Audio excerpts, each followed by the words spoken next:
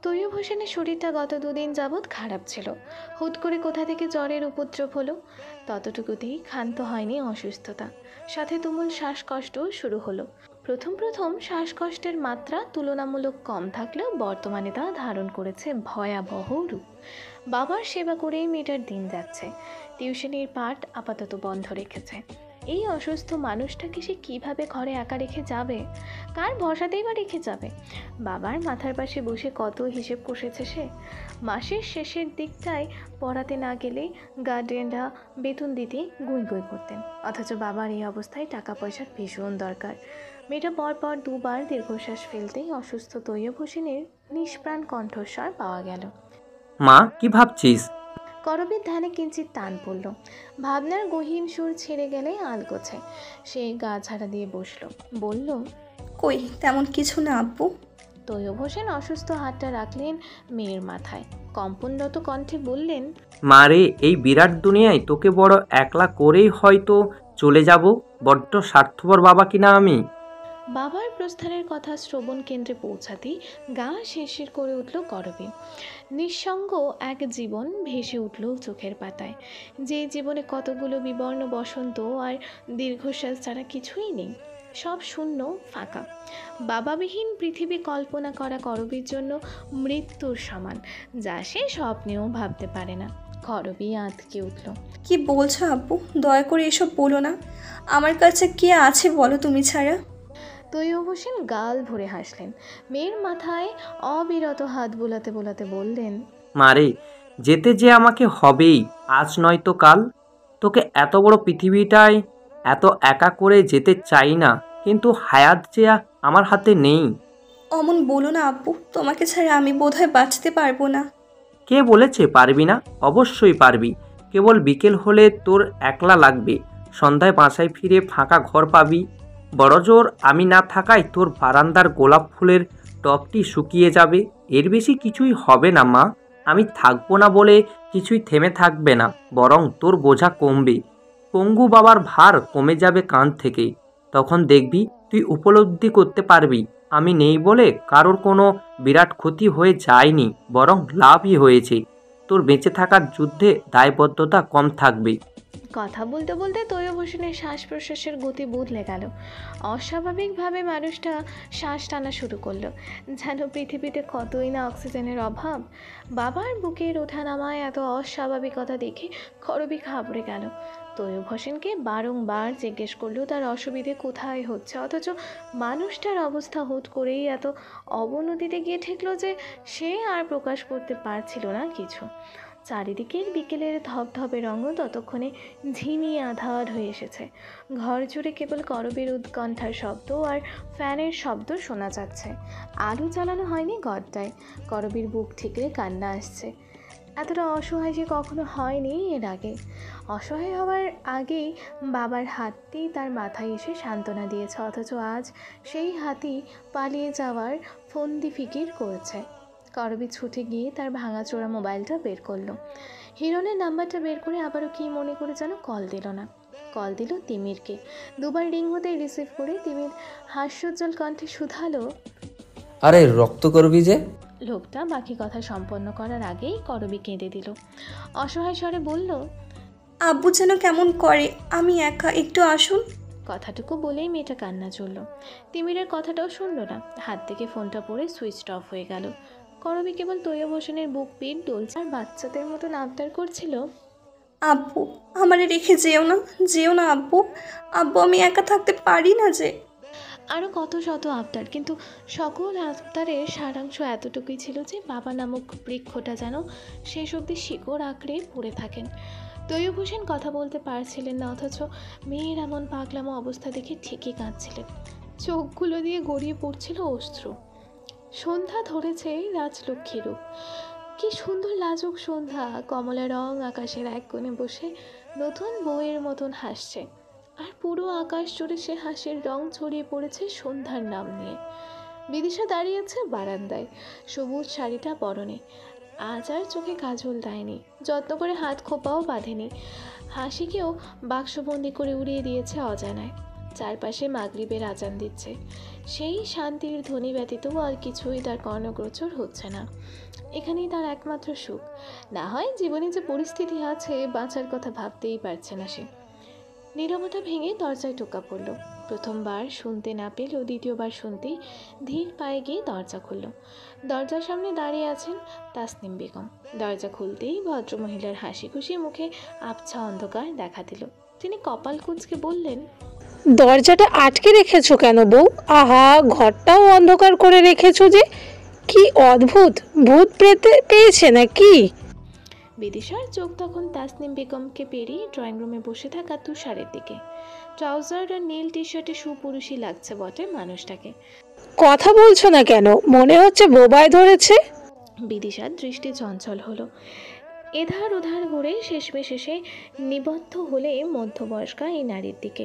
সে উদাস চোখে তাকিয়ে বলল, কিছু বলবেন মা? তাসনিম বেগম এবার ফুস করে শ্বাস ফেললেন। চোখ ঘুরিয়ে তাকালেন তুষারের দিকে। ছেলেটার মনোযোগ টিভির দিকে।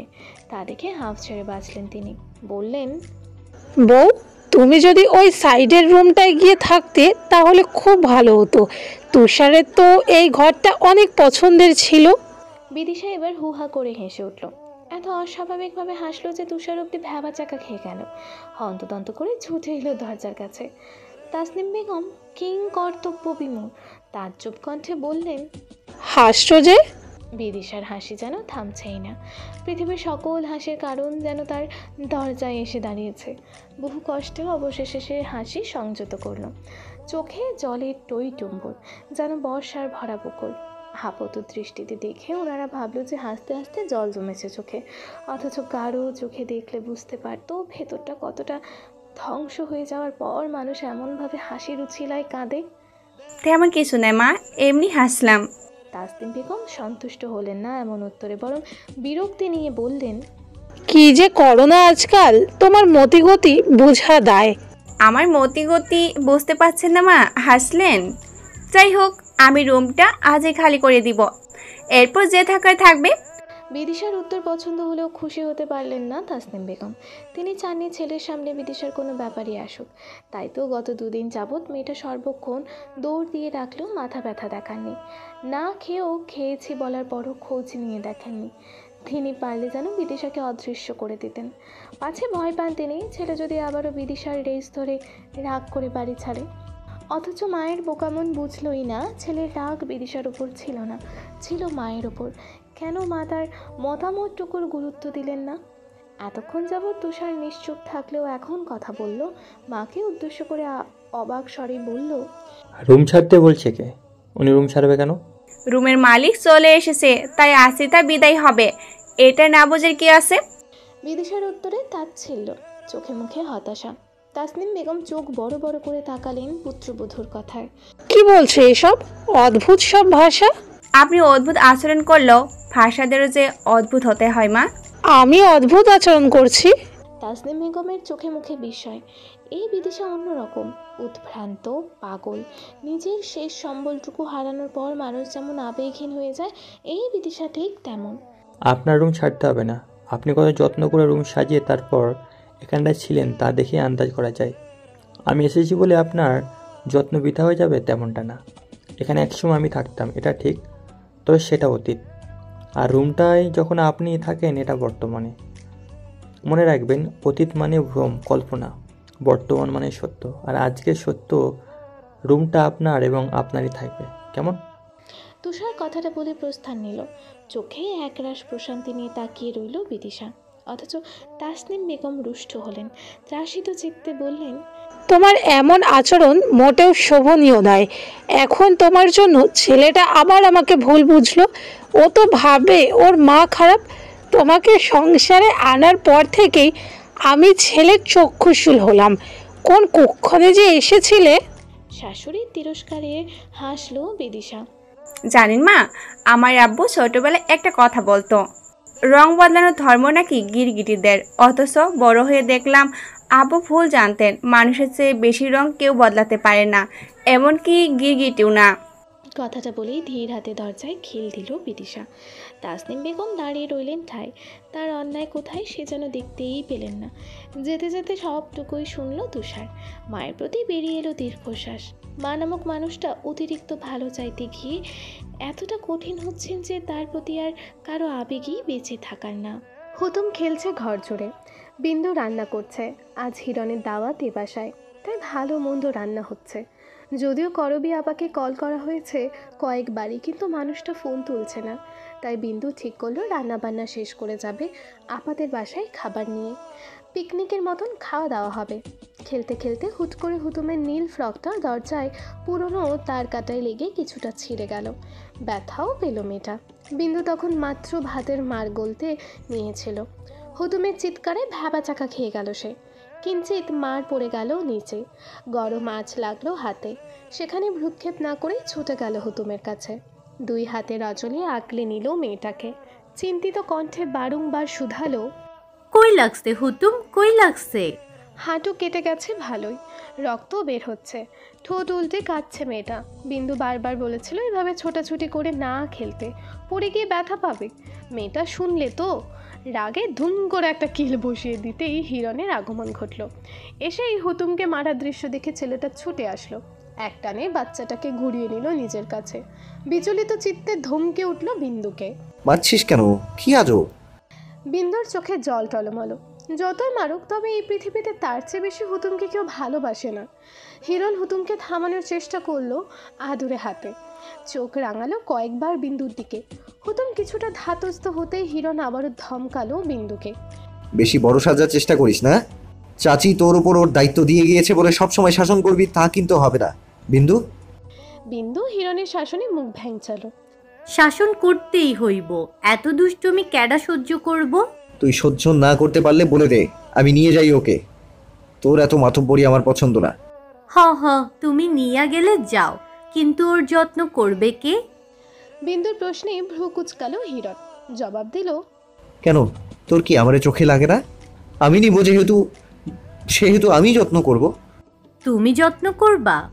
প্রশ্নটা করে খিলখিলিয়ে হেসে উঠল বিন্দু।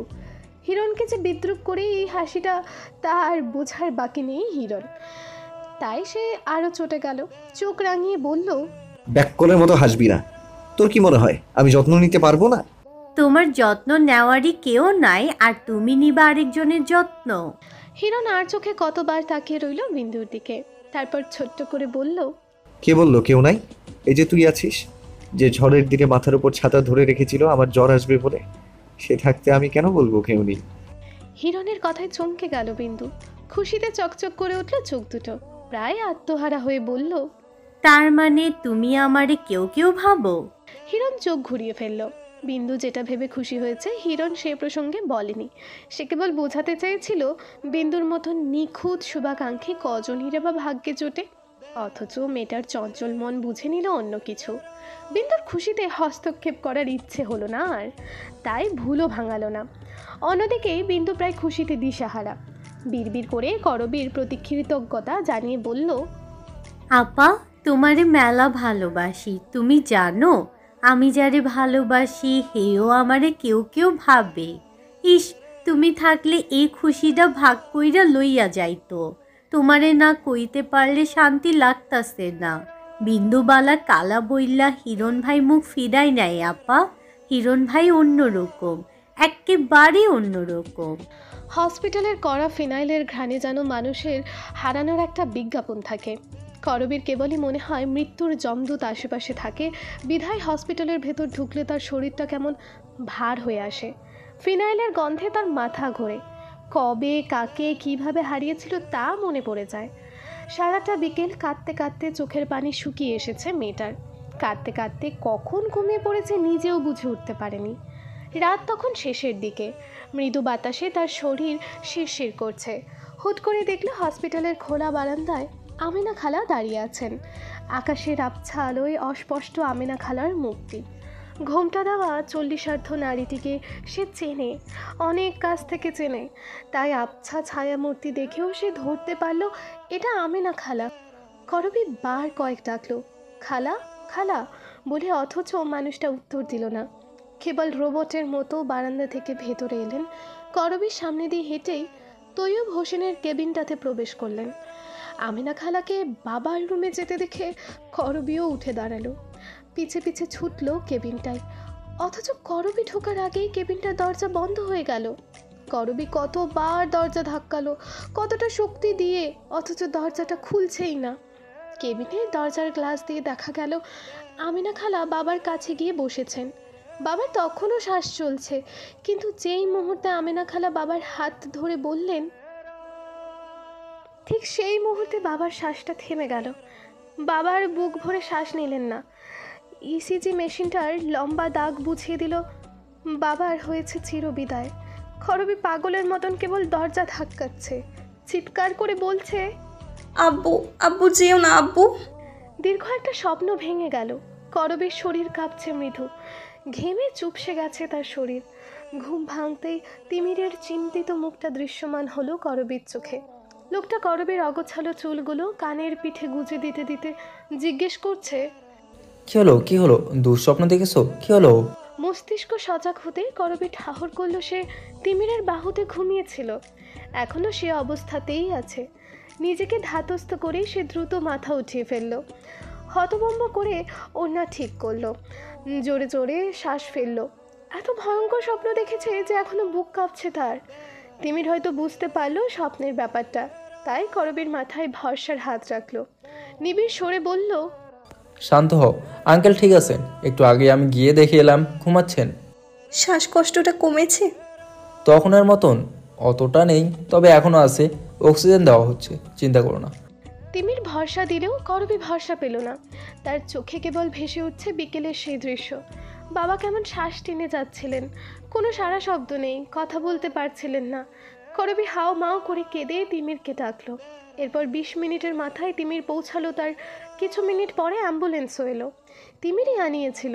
এরপর তিমিরের প্রচেষ্টায় বাবাকে হসপিটালে আনা হলো, দ্রুত চিকিৎসা শুরু করা হলো। ভাগ্যিস তিমির ছিল, না হয় সে একা হাতে কিভাবে সবটা সামলাতো। তার যে তখন বড়ই অসহায় লাগছিল। সেই বিকেল থেকে লোকটা তার সাথে, এখন মধ্যরাত, কিছু খায়ও নি। করবীর ভাবনার মাঝে তিমিরের কোমল স্বর পাওয়া গেল, চলো নিচে যাই, নিশ্চয়ই সারাদিন কিছু খাওনি, আসো। করবী অনীহা প্রকাশ করলো, খিদে নেই, আপনি গিয়ে কিছু খান। সেই কখন আসছেন, এখনো বাড়িতে যাননি? না হয় এখন চলে যান, দরকার হলে আমি ডাকবো। চুপ করো, তোমার মনে হয় তোমাকে একা রেখে এখন আমি চলে যাব? অযৌক্তিক কথা বলো না, আসো নিচে যাই, অন্তত আমার জন্য আসো, আমার খিদে পেয়েছে। করবীর অনিচ্ছা থাকা সত্ত্বেও উঠল। একবার বাবার কেবিনে উঁকি দিয়ে হতাশ শ্বাস ফেলল, তারপর ক্লান্ত পায়ে হাঁটা আরম্ভ করলো। এতটা নিঃস্ব লাগছে আজ, মনে হচ্ছে এই দুনিয়ায় তার কেউ নেই, কেউ না। ভেতরে এই একটা অনুভূতি তাকে পুড়িয়ে দিচ্ছে, জ্বলে পুড়ে যাচ্ছে অন্তর।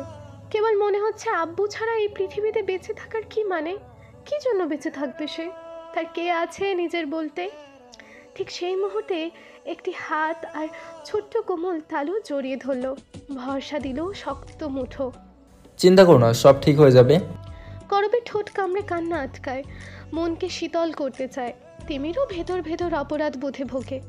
যতই সে বলুক সব ঠিক হয়ে যাবে, কিন্তু সে তো জানে কিছু ঠিক হওয়ার নয়। ডাক্তার জানিয়ে দিয়েছেন হাতে সময় কম, কিন্তু মেয়েটাকে এটা বলা যাবে না। এত শক্ত কঠিন মেয়েটি এখনই ভেঙে পড়েছে, বাকিটা শুনলে হয়তো আর সামলাতে পারবে না। রাতের শহরে ভেসে গেল দীর্ঘশ্বাস। কেউ ঘুমোতে ব্যস্ত, কেউ বা চিরনিদ্রার খুব কাছাকাছি। তিমির ফিরছিল না। রাত বাড়তে বাড়তে প্রায় শেষের দিকে।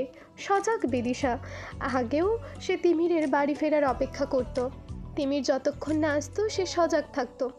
যতই তিমির সম্পর্কে তার দেবর হোক, সবসময় সম্মান করেছে বড় ভাইয়ের মতন। তিমিরও শ্রদ্ধা করেছে, আবার স্নেহও দিয়েছে।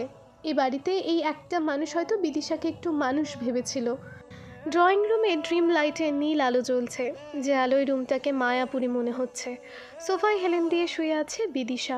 আপনার রুম কি হয়েছে, এখানে শুয়ে আছেন যে? গম্ভীর পুরুষালী কণ্ঠে হালকা তন্দ্রাভাব কেটে গেল বিদিশার। চোখ খুলতেই তুষারকে দেখতে পেল। তুষারকে দেখতেই তার চোখ মুখ কঠিন হয়ে গেল। এই বাড়িতে আমার রুম বলতে কিছুই নেই। বিদিশার শক্তপোক্ত জবাবে কপালে 3টা ভাঁজ পড়ল তুষারের। অবাক স্বরে শুধালো, আপনি এভাবে কথা বলছেন কেন? বিদিশা ভ্রু কুচকালো। কিভাবে কথা বলি? কেমন হিংস্র স্বরে, মনে হয় যেন কাউকে সহ্য করতেই পারছেন না।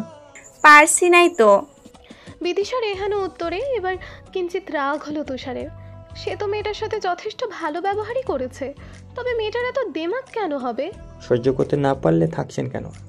তুষারের এমন একটা প্রশ্নের আশায় করছিল বোধহয় বিদিশা। মুখ্যম প্রশ্নটা পেতেই সে উঠে দাঁড়ালো, 2 হাত আড়াআড়িভাবে বুকে গুজে বলল, থেকেছিলাম একটা জিনিস দেখতে। জিনিস? হ্যাঁ। কি জিনিস? তুষারের প্রশ্নের সাথে সাথে জবাব দিল না বিদিশা, বরং কিছুটা সময় নিল। তারপর বেশ তাচ্ছিল্য করে বলল, কাপুরুষ দেখতে কেমন হয়? বিদিশার উত্তর বোধগম্য হলো না তুষারের। কাপুরুষ? বুঝলাম না, কাপুরুষ কে, কাকে মিন করছেন?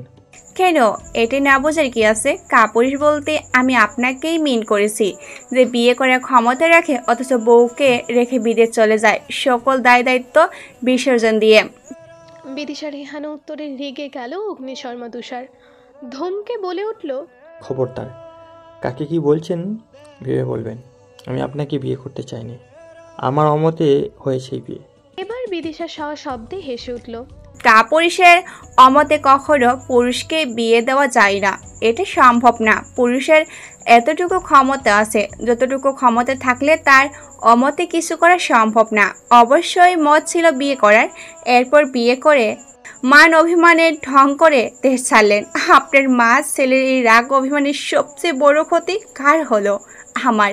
অথচ আমার কোনো দোষই ছিল না। দোষ না করেও আপনার জন্য আমি শাস্তি ভোগ করছি। যে আমার জীবন নরক বানিয়েছে তাকে আমি নিশ্চয়ই পুরুষ বলবো না, কাপুরুষই বলবো। তুষার যেন আর কথা খুঁজে পেল না। আসার পর থেকে যে মেয়েটাকে নির্লিপ্ত পেয়েছে, সে মেয়েটা হুট করে এতটা ভয়ঙ্কর হতে পারে সেটা যেন সে বুঝে উঠতে পারল না। বিদিশা কথা শেষ করে রুমে যেতেই তাসনিম বেগমের গলা পাওয়া গেল। তিনি সবটা শুনেছেন, তাই কিছুটা উগ্র কণ্ঠেই বলেছেন, বউ, তোমার এই বাড়িতে আনা আমার জীবনের বড় ভুল ছিল। অযোগ্যদের যোগ্য স্থানে আনলে যা হয়, আমি শীঘ্রই তোমার বাবাকে আসতে বলবো। ভদ্রমহিলা আরও কিছু বলেছিলেন, অথচ বিদিশা শোনার প্রয়োজন বোধ করল না। ঘরে ঢুকেই মুখের ওপর দরজাটা দিয়ে দিল। তার শান্তির দরকার। এতদিন সংসার করে শান্তির খোঁজ করতে পারেনি, এখন করবে। এই সংসার থেকে তার পাওয়ার কিছুই নেই, তাই সংসারের মায়া সে টেনে ছিঁড়ে ফেলেছে। এখন তার একটু নিজের জন্য বাঁচতে ইচ্ছে করছে। আজ দিনটি ভালো নয়। অন্তরিক্ষে নীরদ মুখ ভার করে বসে আছে ছোট্ট কিশোরের ন্যায়। মনে হচ্ছে মায়ের বকুনি খেয়েছে সে, এক্ষুনি কেঁদে দিবে। মানুষ তখন সেই কান্নার নাম দেবে বৃষ্টি। বিদিশা খাটের এক কোনায় বসে মন ভার থাকা আকাশকে দেখছে।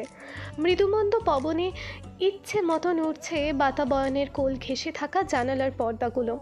বিদিশার চোখে নিগড় শূন্যতা। ড্রয়িং রুম থেকে চামচ নাড়ার টুং টাং শব্দ হচ্ছে। হয়তো দুপুরের খাবার তৈরি হয়ে গিয়েছে। ভাবতে ভাবতেই তাকে ডাকতে এলো কাজের মহিলাটা। বৌমা, খাইতে আসেন। বিদিশা ধ্যান দিল না সে ডাকে। তার ধ্যান যেন কোনো এক অরণ্যে কিংবা নিবিড় সমুদ্রে, এই জনজীবন থেকে বহু দূরে, ধরাছোঁয়ার বাহিরে বলা যেতে পারে। মহিলাটি আবারও ডাকলো, খাইতে আহেন আম্মা, সকালেও খান নাই। এবার বিদিশার সবনেন্দ্রিয়ের পাশাপাশি মস্তিষ্কও সজাগ হলো। তবে নড়চড় দেখা গেল না দেহের ভিতর। আগের মতনই 2 হাঁটুর ওপর হাত রেখে মাথা ঝুঁকিয়ে তাকিয়ে আছে আকাশে। কেবল প্রাণহীন কণ্ঠে বলল, খাবো না। মহিলাটি আর ডাকলো না। তার বড় মায়া হলো এই মেয়েটির জন্য। বহু বছর যাবৎ এ বাড়িতে কাজ করার সুবাদে এই পরিবারটির সকল পরিস্থিতি সম্পর্কে সে অবগত। সে দেখেছিল সদ্য বিবাহিত চঞ্চল মেয়েটি সংসারের দায়িত্ব কেমন কোমল হাতে গুছিয়ে নিয়েছিল। স্বামীর প্রত্যাহারের ব্যথা ভুলে সংসারটিকে আগলে নিয়েছিল চড়ুইয়ের বাসার মতন। অপেক্ষা কতটুকু সময়ের জন্য তার নির্দিষ্টতা না জেনেই দিনের পর দিন কেবল অপেক্ষা করে গেছে। অথচ সেই মেয়েটির ভাগ্যেই কিনা শেষবেলা কিছুই মিলল না। অপেক্ষার ফল সবসময় মিষ্টি হয় না, তার উজ্জ্বল প্রমাণ যেন সে। রাবেয়া খাতুনের বুক থেকে পরপর বেরিয়ে আসে দীর্ঘশ্বাস। তিনি গিয়ে আক্ষেপের সাথে তাসনিম বেগমকে জানান বিদিশার না সূচক উত্তরটির কথা। বিদিশার নাতে বাড়ির সামান্য গৃহভৃত্যের মায়া লাগলেও মায়া হলো না তাসনিম বেগমের। বরং সে ফুঁসে উঠলেন, গলার স্বর ইচ্ছেকৃত উঁচুতে তুলেই বললেন, খাবে না কেন? এখন কি এবারের খাবারও রুচিতে নিচ্ছে না? এতদিন তো ঠিক নিয়েছিল। বিদিশা ঘর থেকে ঠিক শুনতে পেল, তবে উত্তর দেওয়ার প্রয়োজন বোধটুকু করল না। এতে তাসনিম বেগম অসন্তোষ হলেন। এবার হনহন করে তিনিই গেলেন বিদিশার রুমে। বরাবরের মতন রুমে প্রবেশ করার অনুমতিটুকু আজ আর মিলল না। রুমে ঢুকে প্রশ্ন ছুড়লেন, বৈরাগী ভাব ধরছো নাকি? তোমার কাহিনী তো আমি কিছুই বুঝতেছি না। প্রশ্ন এলো একের পর এক। উত্তর দেওয়ার মানুষটি রইল নির্লিপ্ত। তাসনিম বেগম এগিয়ে গেলেন আরও 2 কদম। বিদিশার ভাবগতি কিছুটাই তার স্বাভাবিক লাগছে না। মেয়েটা এতটা উদ্ভ্রান্ত হলো কেন? এবার একটু নরম হলেন তিনি। তোমার ঠিক সমস্যাটা কি বলবে আমাকে? বিদিশা এবার জবাব দিল না, ফিরেই, আমার সমস্যা নেই। তাহলে এমন করছো কেন? কেমন করছি? প্রশ্ন করেই তাকালো সে শাশুড়ির দিকে। চোখে চোখ রেখেই জবাব চাইল। দৃঢ় সেই দৃষ্টির ভাষা। তাসনিম বেগম চোখ ঘুরিয়ে ফেললেন, বললেন, আমার ছেলে আসাতে তুমি খুশি হওনি মনে হচ্ছে। তুমি কি চাওনি ও আসুক? আপনার ছেলের সাথে আমার খুশি কিংবা কষ্টের কোনো যোগসূত্র আদৌ নেই। নেই। তাসনিম বেগমের কিং কর্তব্য বিমূঢ়। যে মেয়ে স্বামীর সান্নিধ্য না পেয়েও দিনের পর দিন অপেক্ষা করে গিয়েছে স্বামীর ফিরে আসার, সেই মেয়ে কিনা বলছে যোগসূত্র নেই। না, নেই। তাসনিম বেগমের আর ধৈর্য হলো না বিদিশার খামখেয়ালি মেজাজ মেনে নেওয়ার। তাই তার কণ্ঠ এবার কাট হলো। না থাকলে চলে যাচ্ছ না কেন? বিদিশার দৃষ্টি এবার কাঁপল, খুব ক্ষীণ। হৃৎপিণ্ড কেঁপেছে, কিন্তু সেটা ক্ষীণ নয়, অস্বাভাবিকভাবে দ্রুত। চলে যাওয়ার হলে সে তো বহু আগেই যেত। সে তো যায়নি। বিনা যত্নে, বিনা প্রেমেও তো সে থেকে গেছে কতগুলো দিন। অথচ আজ কি সুন্দর সাবলীলভাবে তাকে চলে যাওয়ার নিমন্ত্রণ ছুড়ল মানুষটা। যাব, তবে এইভাবে নয়। কিভাবে কিভাবে যাবে? তোমার এই অশান্তি আর ভালো লাগছে না। আমার ছেলেটা এত বছর পর বিদেশ থেকে এলো, আমি শান্তি চাচ্ছি। তুমি পরের বাড়ির মেয়ে, পরের বাড়িতেই যাও। তাই যাব মা, যতই হোক পর কখনো আপন হয় না। তার শেষ বাক্যে কঠোর শ্লেষের আভাস। তাসনিম বেগম কথা বাড়ানোর সুযোগ পেলেন না আর। তার আগেই বিদিশা আগের মতন আকাশ দেখা আরম্ভ করে দিল। পরোক্ষভাবে যেন তাসনিম বেগমকে ঘর ছাড়ার আহ্বান করল। তাসনিম বেগমও তা বুঝলেন। চালাক মানুষ কি না, সবই বোঝেন। কেবল এটুকুই বুঝলেন না, যতটুকু বুঝলে পরের বাড়ির মেয়েরও মন থাকে সেটা জানতে পারতেন। হসপিটালের এক কোনায় চুপচাপ বসে আছে করবী। আশেপাশে কেউ নেই, তার মাথা ঝিমঝিম করছে। গতকাল থেকে এ অবধি তিমির তার পাশে থাকলেও এখন জরুরি কাজে বেরিয়েছে। যেতেই হবে বলেই গিয়েছে, নয়তো সে যেত না, এতটুকু করবী জানে। তার ভীষণ একা লাগছে। এই বিপদের দিনে বিন্দু হিরণকে কাছে পেলে ভালো লাগতো, কিন্তু কিছু করার নেই। তার ফোনটা গতকাল হাত থেকে পড়ে যে টুকরো টুকরো হয়েছিল, সেটা আর ঠিক করা হয়নি। সেটা ঘরের মেঝেতেই তেমনভাবেই পড়ে আছে হয়তো। বিন্দুর নাম্বারটা জানা আছে। একবার কল দিয়েছিল তিমিরের ফোন থেকে সকালে, কিন্তু যায়নি কলটা। তাই আর দায়ও নি। মেয়েটা তো সবে সকল দুঃখ কাটিয়ে উঠেছে। থাক, আর দুঃখে না হয় সামিল না করলো। করবীর ভাবনার জাল ছিল ডাক্তারের কথায়। পেশেন্ট তো আপনার বাবা হন, তাই না? করবী প্রথম দফায় চমকে গেলেও নিজেকে সামলে নেয় দ্রুত। মাথা নাড়িয়ে জবাব দেয়, হ্যাঁ, এখন কেমন আছে আব্বু? মধ্যবয়সী পুরুষ ডাক্তারটি করবীর প্রশ্নে ভ্রু কুঞ্চিত করলেন কিঞ্চিত। বললেন, আপনার বাবার কন্ডিশন তো গতকাল রাতেই বলে দিলাম, জানেন না আপনি? করবী এবার অবাক হলো। কখন বলল কন্ডিশন? তবে কি সে যখন ঘুমিয়েছিল তখন বলেছে? কই, তিমির তো কিছু বলল না। করবীর কণ্ঠের স্বর আসে না। ভয়ঙ্কর কিছুর আভাস পেয়ে কলিজা থমকায়। তবুও সে শুধায়, আমাকে তো বলেননি উনি, হয়তো মনে নেই। আপনি একটু বলুন, আব্বুর শরীর কি বেশি খারাপ? আপনার আব্বুর হাতে সময় নেই, আর তার এই শ্বাসকষ্টটি আসলে রোগ নয়, এটি তার শেষ মুহূর্তের অবস্থান। করবীর পা কেঁপে ওঠে। ধাক্কা খায় যেন প্রচণ্ড বেগে। মাথা চেপে ধরে 2 হাতে।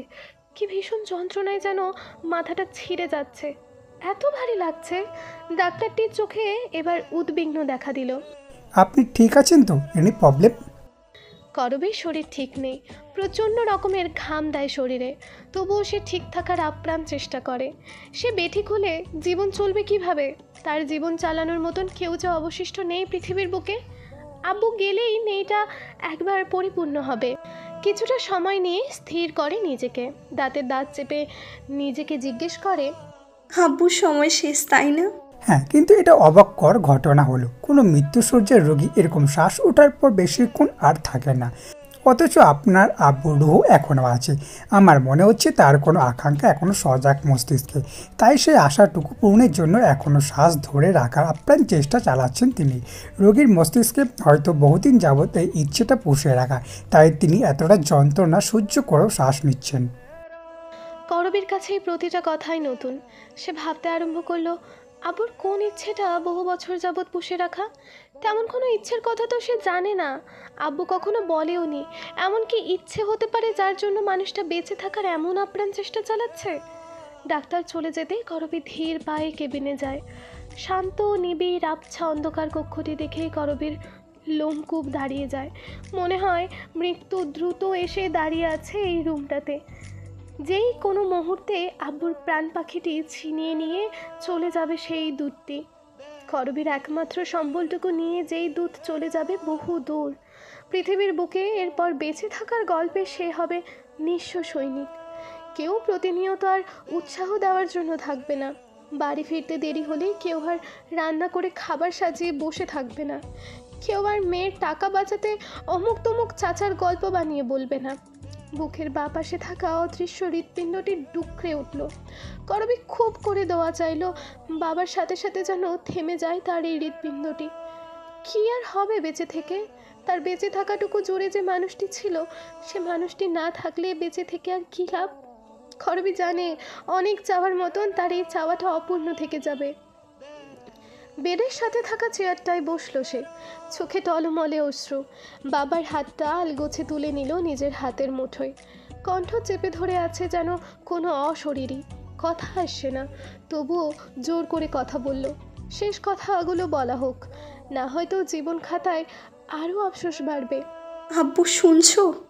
ডাকলো বাবাকে সে, কণ্ঠ কাঁপছে। বাবা উত্তর দিল না, কিন্তু করবীর মনে হলো বাবা শুনছেন। সেই আশ্বাস থেকে সে আবারও কথা বলল, এই যে তুমি আমারে রেখে চলে যাচ্ছ, তোমার কষ্ট হচ্ছে না আব্বু? দ্বিতীয় প্রশ্নেরও উত্তর এলো না। করবী উত্তরের আশাটুকু করে না, ঢোক গিলে কথা বলার শক্তি সঞ্চয় করে। ভাঙা কণ্ঠে বলে, এই যে আব্বু, তুমি যে এত করে বললে ভালো চাকরি পেলে আমাদের ঘর সাজাবে, সে প্রতিশ্রুতি রাখবে না? তোমার মেয়ে চাকরি পাবে, অথচ তা দেখার জন্য তুমি থাকবে না, তাই না? আচ্ছা আব্বু, তুমি চলে যাচ্ছ, আমার জন্মদিনের শুভেচ্ছা জানানোর একমাত্র মানুষটাও যে চলে যাচ্ছে, এরপর পৃথিবী আমার জন্মদিন মনে রাখবে বলো? আমাকেই বা মনে রাখার মতন পৃথিবীতে কেউ কেন আর থাকবে আব্বু? এমন বৃথা জন্মে তোমার মতন আব্বু পেয়েছিলাম, কতই না সৌভাগ্য আমার, তাই না বলো? আচ্ছা আব্বু, এখন মন খারাপ হলে আমার মুখ দেখে আমার দুঃখ বুঝবে কে বলো তো? রাতের বেলা অন্ধকার বারান্দায় যখন নিশ্চিন্তে ঘুমিয়ে থাকবো, তখন কে এসে আমার খোলা বইটা বন্ধ করবে? কে এসে মশার কয়েল জ্বালিয়ে দিয়ে বসে থাকবে আমার পাশে ঘন্টার পর ঘন্টা? খারাপ স্বপ্ন দেখে যখন ঘুমের মাঝে কপাল কুঁচকে আটকে উঠবো, তখন কে মাথায় ভরসা দিয়ে আমার ঘুমন্ত মস্তিষ্কে ভরসা দিয়ে বলবে চিন্তা করতে না? আমার মুখ দেখে দুঃখ বুঝতে পারা তুমিতে যাওয়ার পর আমার দুঃখ বুঝবে কি আব্বু? আমার যে রাতে ঘুম হয় না, সেই রাতে তুমি বিহীন আমি কেমন করে থাকবো? আব্বু, যে আঙুল ধরে আমি হাঁটতে শিখলাম, জীবনের এই পর্যায়ে এসে সেই আঙুল ছেড়ে আমি আদৌ হাঁটতে পারবো? আমার না বুকের ভেতর ভীষণ কষ্ট হচ্ছে, তার চেয়েও বেশি নিজেকে নিঃস্ব লাগছে। জানি তোমারও ভীষণ কষ্ট হচ্ছে। তোমার আমার এই ছোট্ট দুনিয়ার মৃত্যু নামক ভয়ঙ্কর শব্দটি না এলে কতই না ভালো হতো, তাই না বলো? আব্বু, আমার কষ্ট হচ্ছে গো, ভীষণ কষ্ট হচ্ছে। আমায় রেখে যেও না আব্বু, যেও না। কথাগুলো বলতে বলতে ভীষণ কান্নায় ভেঙে পড়ল করবী। থামানোর মতন কেউ নেই, কেউ না। এভাবেই পৃথিবীতে একা থেকে যেতে হয় সবাইকে। চিরজীবন কেউ যে কারো ভরসা হয়ে থাকে না। করবীর চুল ভেজা, বারান্দা ছুঁয়ে আসা ল্যাম্পপোস্টের আলোয় চিকচিক করছে ভেজা চুল। পরনে হলুদ রঙের একটি থ্রি পিস। বানিও আজ চুপচাপ খাঁচায় বসে আছে, হাপুস নয়নে তাকিয়ে আছে করবীর দিকে। বিদায়ের বার্তা নাকি অবুঝ প্রাণীর বুঝতে পারে। হয়তো বানিও বুঝেছে, করবীও বুঝেছে। বাবার সবটুকু ইচ্ছে এখন নিঃশেষ, আর হয়তো বাঁচবেন না। করবী জানে তিমির আছে বাবার কাছে। করবী বাড়িতে এসেছে বহুক্ষণ, এখন যাবে, বাণীকে সাথে নিয়ে যাবে। তার আগে ভাঙা ফোনটা চার্জে দেওয়া হয়েছিল, সেটা অন করে বিন্দুদের খবর দিতে হবে। চারপাশে নিস্তব্ধতা আলিঙ্গন করে আছে রাতকে। সেই নিস্তব্ধতা ভেদ করে বাণী কথা বলে উঠল। সই সই সই, মনের কথা কই। করবি হুট করে বাণীর শব্দে চমকে গেল খানিকটা, বুকের মাঝে দুরু দুরু কম্পন। বাণীটা অনেকদিন পর আবারও এই কথাটা বলেছে। বাণী যেদিন প্রথম এই কথাটা উচ্চারণ করেছিল সেদিন করবীর জীবনে মিরাক্কেল ঘটে, বাবা সুস্থ হয়ে যান। আজ আবার বাণী এই কথা বলেছে যে বাণী কি মনের কথা আজ বলতে পারবে? করবীর মনে তুমুল সংশয়, তবুও সে ঘাড় কাত করলো, বলল বল। বাণী আবারও বলল সই সই সই, মনের কথা কই। এক জীবনে ভালোবেসে সুখ পাইলাম কই। করবীর শরীরে মৃদু কম্পন দেখা দিল। বাণীর বলা কবিতা নিশ্চয়ই বাবার শেখানো, কারণ বাণীকে তিনিই কথা শেখান। বাণী মনের কথা বলতে পেরেছে, তবে সেটা বাণীর মনের কথা না, সেটা বাবার মনের কথা যা বাণীর ঠোঁটে উচ্চারিত হয়েছে। করবীর চোখ টলমলে করে উঠল। এতদিনে তবে বাবার মনের কথা সে জানল, তাও বাবার বিদায় বেলায়। নাকি বাবা সুস্থ হয়ে উঠবেন? কারণ গতবার তো বাণী কথা বলল যেদিন, সেদিন বাবা সুস্থ হয়ে উঠেছিল। আজও কি তাই হবে? করবী ছুটতে গেল ঘরে, ওড়না জড়িয়ে নিল মাথা হতে শরীর অবধি। কল দিল বিন্দুকে। দুবার রিং হতে কল ধরল মেয়েটা। উৎকণ্ঠা মেয়েটির কণ্ঠে। আপা কই আসিলা তুমি? তোমারে কতগুলান কল দিছি জানো তুমি? তোমাগো বাড়ির সামনে গিয়া শুনলাম তোমরা হাসপাতালে নাকি গেছো। কোন হাসপাতালে, কার কি হইল কিচ্ছু জানি না, তাও হিরণ ভাই অনেক খুঁজছে। কি হইছে আপা? করবীর কণ্ঠ কাঁপছে, কথা বলতে পারছে না, তবু অস্ফুট স্বরে উচ্চারণ করলো, বিন্দু, আব্বু হসপিটালে, তোরা আয়, আমি ঠিকানা মেসেজ করে দিচ্ছি। বিন্দুকে আর কথা বলার সুযোগ না দিয়ে কল বিচ্ছিন্ন করলো সে। তারপর বাণীর খাঁচাটা নিয়ে ঘর ছেড়ে বেরিয়ে গেল। বাবার কাছে পৌঁছাতে হবে। মনের এক কোণে যে আশার দ্বীপ জ্বেলেছে তা যেন সত্যি হয়, সেই নিয়ে কতবার দোয়াও করলো। ঘুড়ির বাবা অফিস ট্যুরে বাহিরে গিয়েছে, মা গিয়েছে কোনো এক বান্ধবীর বিবাহবার্ষিকীতে। ঘুড়িকেও সেধেছে, সে যায়নি। অপরিচিত মানুষের সান্নিধ্যে যেতে ঠিক ওর ভালো লাগে না। বাবা মা নেই বিধায় ঘুড়ি বিদিশাকে নিজেদের ফ্ল্যাটে নিয়ে এসেছে। বিদিশার চোখ মুখ শুকনো, মন মরা হাব ভাব। ঘুড়ি অবশ্য জানে মন মরা কারণ কি। তাসনিম বেগম গতকাল এসে তার মায়ের সাথে দুঃখ করে গেছেন। অনেক কিছুই অপ্রাসঙ্গিক বলেছেন যা ঘুড়ির পছন্দ হয়নি, কারণ সে বিদিশা ভাবিকে চেনে। ভাবি কেমন তার এতটুকু ধারণায় কয়েক বছরে হয়েছে, তাই তাসনিম বেগমের কিছু কথা একদম যুক্তিহীন লেগেছিল। ভাবি চলো আইসক্রিম খেতে যাবে। ঘুড়ির প্রশ্নে উদাস বিদিশার ধ্যান নড়ল, চোখের পলক পড়ল। সে ফিরে তাকালো, বিষণ্ণ কণ্ঠে বলল, কখন? হ্যাঁ চলো। বিদিশা ফুস করে শ্বাস ফেলল। মেয়েটার উচ্ছ্বাসিত মুখমণ্ডলে তাকিয়ে না করতে ইচ্ছে হলো না, তাই ফ্যাকাশে কণ্ঠে বলল, আচ্ছা চলো। বিদিশা যে রাজি হয়ে যাবে এক কথায়, ঘুড়ি সেটা জানতো। মানুষটা যাকে ভালোবাসে তাকে সবটুকু দিয়ে দেওয়ার ক্ষমতা রাখে। এত গভীর আর নিবিড় ভালোবাসা, অথচ কেউ বুঝলো তো না। আশকারা পেতে ঘুড়ি দ্বিতীয় আবদারটি ছুড়ল, চলো এক রঙের শাড়ি পরি। বিদিশা আর চোখে তাকালো, বলল, আমি তো পরেছি। না এইটা না, আমার কাছে এইটা এক রঙের দুটো শাড়ি আছে, অনলাইন থেকে অর্ডার করেছিলাম তোমার জন্য আর আমার জন্য।